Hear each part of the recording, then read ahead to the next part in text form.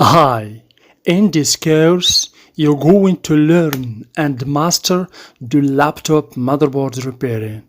First of all, you're going to learn the laptop motherboard components, names, and functions.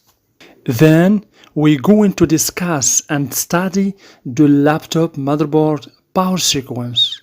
Then you are going to learn all about laptop motherboard main circuits, including the battery charge circuit, the 3-volt, 5-volt system power circuit, the CPU system power circuit, the VCC core and VGFX power management regulators, and much more. I'm going also to teach you how to troubleshoot and track voltages and signals in the motherboards using their schematics step by step.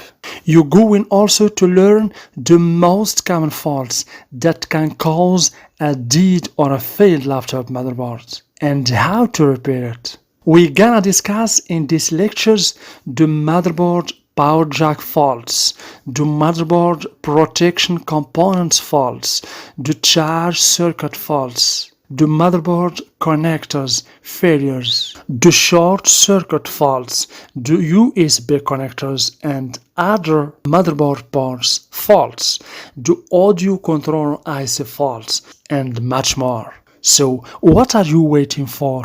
Enroll now and let's get started.